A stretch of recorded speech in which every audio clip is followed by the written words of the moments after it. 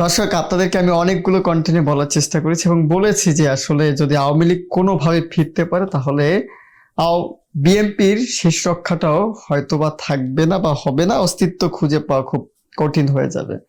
তাই হচ্ছে, আওয়ামী লীগ কিন্তু ফেরার একটি পূর্বাভাস পাওয়া যাচ্ছে।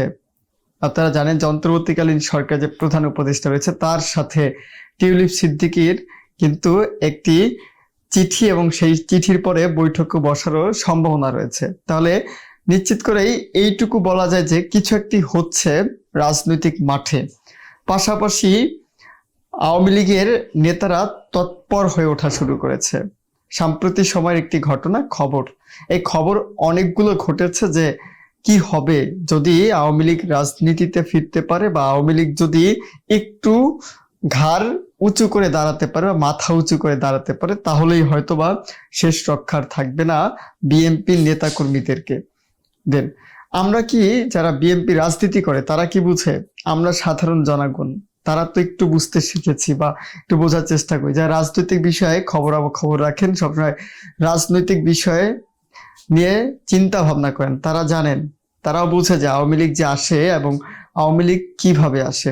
লগি বৈঠার কথা তো মনে আছে আপনাদের, কিভাবে দমন করা হয়েছে বিরোধী দলকে। তেমনই আওয়ামী লীগ যখন ফিরবে সেই লগি বৈঠা নিয়ে আবার ফিরবে, আর তখনই আবার দমন পীড়ন কিন্তু শুরু হবে। কোথায় পালাবে বিএনপির রাজনীতিবিদগুলো? তারা কোনো পালানের পথ কি পাবে? আওয়ামী লীগের অধিকাংশ নেতাকে বিএনপির নেতারা নাকি সেভ এক্সিট দিয়েছে বাংলাদেশ থেকে পালিয়ে যাওয়ার সুযোগ করে দিয়েছে। কিন্তু একটা বিষয় মনে রাখবেন, যতই সুযোগ সুবিধা যে দেখ না কেন, আওয়ামী লীগ কিন্তু ছাড়বার পাত্র নয়। আমি আরো অনেকগুলো কন্টেন্ট আপনাদেরকে বলেছি যে সর্বপ্রথম আওয়ামী লীগ ফিরে আসলে যাদের প্রথম আঘাত করবে সেটা হচ্ছে বিএনপি কে, তারপরে জামাতের টুকিটাকি নেতা হয়তোবা আওয়ামী লীগের হাত থেকে রক্ষা পেতে পারে, কিন্তু বিএনপির কোন নেতা রক্ষা পাওয়ার সম্ভাবনা আওয়ামী লীগের হাত থেকে নেই। যেভাবে সাবেক প্রধানমন্ত্রী বাংলাদেশের বেগম খালেদা জিয়া, তিনিও কিন্তু রক্ষা পাননি। 3বারের প্রধানমন্ত্রী ছিলেন তিনি, তাকেও কিন্তু এক টানা 7 থেকে 8 বছর জেলে কাটাতে হয়েছে। তাকে ছাড়ানোর মতো কেউ ছিল না এবং তার পক্ষে আইনজীবী খুঁজে পাওয়া দুষ্কর ছিল। যারা তার পক্ষ নিয়ে আইনি লড়াই লড়তে গিয়েছে তাদেরকেও জেল, নির্যাতন, জুলুম সহ্য করতে হয়েছে, আয়নাঘরে বন্দি থাকতে হয়েছে। আবারও আয়নাঘর আবিষ্কৃত হবে এবং এবারে আয়নাঘর মূলত কাদের জন্য হবে সেটা আপনারা ভালো করেই বুঝতে পেরেছেন। মাথার নাড়া দিয়ে উঠতে পারেনি তার আগেই দমন চলছে, আওয়ামী লীগ দমন কার্যক্রম চালাচ্ছে। একটি খবর রয়েছে, সেই খবরে নজর দিতে চাই, এজন্য একটু বকবক করে নিলাম যে আপনারা যারাই আওয়ামী লীগের রাজনীতি করেন বা যারাই বিএনপি রাজনীতি করেন, মারামারিহীন রাজনীতি, সৌহার্দ্যপূর্ণ সৌন্দর্য রাজনীতি যদি করতে পারেন তাহলে করেন। আর যে রাজনৈতিক সৌহার্দ্যপূর্ণ, ভ্রাতৃত্বপূর্ণ মিলবন্ধন, এটা যদি না পারেন তাহলে কেউ রাজনীতি করেন না। আওয়ামী লীগ ফিরছে এবং ফেরার একটা আভাস আমরা পাচ্ছি এবং ভয়ঙ্কর রূপে অনেক জায়গায় আপনারা দেখতে পেয়েছেন যে ভয়ঙ্কর রূপে আওয়ামী লীগ ফিরবে, ছাত্রলীগ ভয়ঙ্কর রূপে ফিরবে। সেটাই হচ্ছে, কর্মীর দাপট দেখেন, বিএনপি নেতাকে কুপিয়ে হত্যার অভিযোগ যুবলীগ কর্মীর বিরুদ্ধে। একটাবার চিন্তা করুন, আওয়ামী লীগের অঙ্গ সংগঠন হচ্ছে যুবলীগ এবং সেই যুবলীগের একজন কর্মী কুপিয়ে হত্যা করেছে বিএনপির নেতাকে। ক্ষমতা, দাপট, সাহস, কোন দিক থেকে লড়াই করবে বিএনপি? বিএনপি যাদের প্রতিষ্ঠাতা দেওয়ার জন্য, আওয়ামী লীগকে পূর্ণ বহলের জন্য, আওয়ামী লীগকে পূর্ণ প্রতিষ্ঠা দেওয়ার জন্য সর্বাত্মক নাকি চেষ্টা করেছে। আমাদের কথা না, কিন্তু রাজনৈতিক দলের নেতাদের কথা।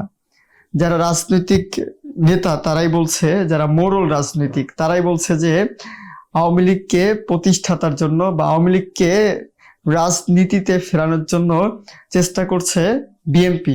আচ্ছা, আওয়ামী লীগকে যদি রাজনীতিতে ফেরানোর চেষ্টা করে থাকে বিএনপি, তাহলে বিএনপির ফায়দা কি? এভাবে এখনো কিন্তু তাদের নেতাদের হারাতে হচ্ছে। তো এই রাজনৈতিক দলটিকে, নিজেদের নেতাদেরকে বিসর্জন দিয়ে কি এই রাজনৈতিক দলটির সাথে আঘাত করবে বিএনপি? বিএনপিকে এই রাজনৈতিক দলটির সাথে সুসম্পর্ক বজায় রাখবে? তাহলে কর্মী, সমর্থক, নেতা, এদের কি 4 পয়সাও দাম নেই বিএনপির কাছে? খবরে যাই, গাইবান্ধা সুন্দরগঞ্জ উপজেলায় সর্বানন্দ ইউনিয়ন বিএনপি নেতা ইলিয়াস মিয়াকে কুপিয়ে হত্যার অভিযোগ উঠেছে যুবলীগ কর্মীর বিরুদ্ধে। কর্মীর ক্ষমতা, কর্মীর পাওয়ার, হ্যাডম আছে, কর্মীর হ্যাডমে টেকা দুষ্কর হয়ে পড়েছে। কর্মীর সাথে নেতা পারছে না, নেতাকে কুপিয়ে হত্যা করেছে যুবলীগের কর্মী। তাহলে একবার চিন্তা করুন যে যুবলীগের নেতা যারা, তারা কতটা ভয়ানক এবং তাদেরকে সামলানো কতটা কঠিন হয়ে পড়তে পারে বিএনপির জন্য। কিভাবে ট্যাকেল দিবে?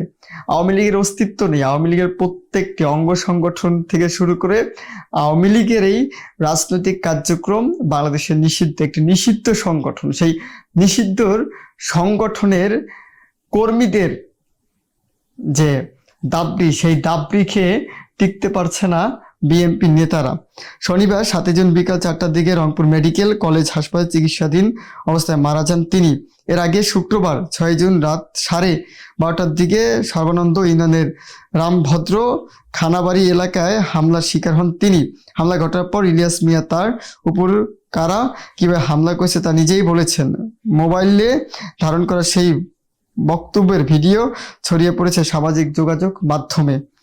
নিহত ইলিয়াস মিয়া উপজেলার সর্বানন্দ ইউনিয়নের রামভদ্র খানাবাড়ি গ্রামের মৃত আব্দুল ব্যাপারীর ছেলে। তিনি সর্বানন্দ ইউনিয়ন বিএনপি যুগ্ম আহ্বায়ক ছিলেন।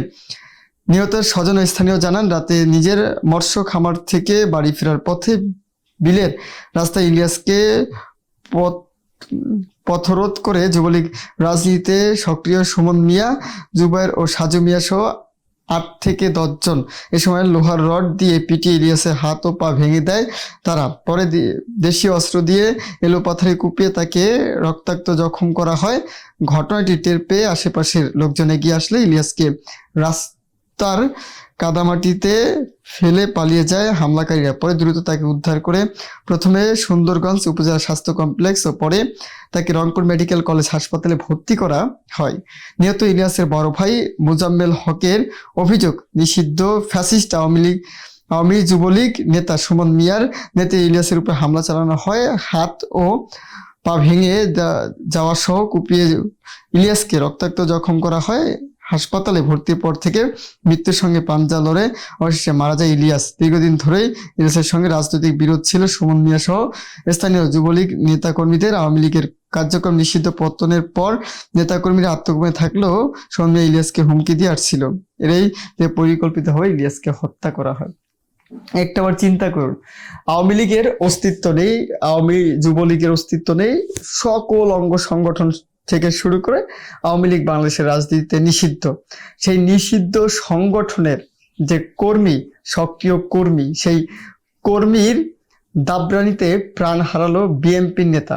একটাবার চিন্তা করুন। এবং তিনি নিজের হাতে বা নিজের মুখে তিনি স্বীকারোক্তি দিয়েছেন কিভাবে তাকে এলোপাতারি কুপিয়ে হত্যা করা হয়েছে। সেই ভিডিওটি সামাজিক যোগাযোগ মাধ্যমে ঘুরে বেড়াচ্ছে। এই হত্যাকাণ্ড এখনো হচ্ছে।